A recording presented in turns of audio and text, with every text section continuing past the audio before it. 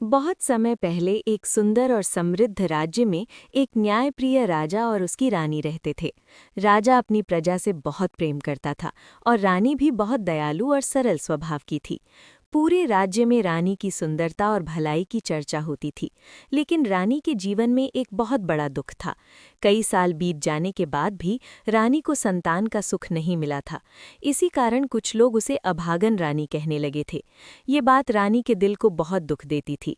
रात में वो महल की छत पर बैठकर चुपचाप रोती और भगवान से प्रार्थना करती, हे भगवान, मुझे भी माँ बनने का सुख दे दो। एक दिन रानी बहुत उदास थी। उसने सोचा कि महल के शोर से दूर कहीं शांति में जाकर भगवान से प्रार्थना करनी चाहिए, इसलिए वो अकेली ही जंगल की ओर निकल गई। जंगल बहुत घना और शांत था। पक्षियों की आवाज़ और हवा की सरसराहट से वातावरण बहुत सुंदर लग रहा था। चलते चलते रानी को दूर से पानी गिरने की आवाज़ सुनाई दी। जब वो आगे बढ़ी तो उसने देखा कि वहाँ एक बहुत सुंदर झरना था। झरने का पानी बिल्कुल साफ और चमकदार था। आसपास हरे भरे पेड़ और फूल खिले हुए थे। वो जगह किसी स्वर्ग से कम नहीं लग रही थी। रानी उस झरने के पास बैठ गई और भगवान से प्रार्थना करने लगी। उसकी आंखों से आंसू बह रहे थे। तभी अचानक झरने के पानी में एक रहस्यमयी परछाई दिखाई देने लगी। ऐसा लग रहा था जैसे कोई साधु पानी के अंदर खड़ा हो। रानी डर गई, लेकिन तभी एक शांत और गहरी आवाज़ सुनाई दी, डरो मत रानी, मैं तुम्हें नुकसान पहुंचाने नहीं आया हूँ। रानी ने हाथ जोड़कर पूछा, आप कौन हैं? आवाज़ आई, मैं इस पवित्र झरने का रक्षक साधु हूँ।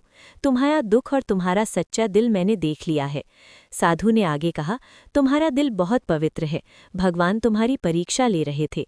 अब तुम्हारी प्रार्थना पूरी होने का समय आ गया है। साधु ने रानी से कहा, इस झरने का जल अपने हाथों से पी लो और भगवान पर विश्वास रखो। रानी ने श्रद्धा से झरने का पानी अपने हाथों में लिया और भगवान का नाम लेकर पी लिया। फिर वो महल लौट आई। कुछ दिनों बाद पूरे राज्य में खुशखबरी फैल गई कि रानी माँ बनने वाली है। राजा की खुशी का ठिकाना नहीं रहा। पूरे राज्य में उत्सव मनाया जाने लगा। कुछ महीनों बाद रानी ने एक सुंदर और स्वस्थ राजकुमार को जन्म दिया। पूरे राज्य में ढोल नगाड़े बजने लगे और लोग मिठाइयाँ बांटने लगे। अब वही लोग जो पहले रानी को अभागन कहते थे, उसे भाग्यशाली रानी कहने लगे। राजा को जब उस रहस्यमयी झरने के बारे में पता चला तो उसने वहाँ एक सुंदर मंदिर बनवाया। तब से लोग उस झरने के पास आकर भगवान से सच्चे दिल से प्रार्थना करने लगे। कहा जाता है कि जो भी वहाँ सच्चे मन से प्रार्थना करता है, उसकी मनोकामना जरूर पूरी होती है।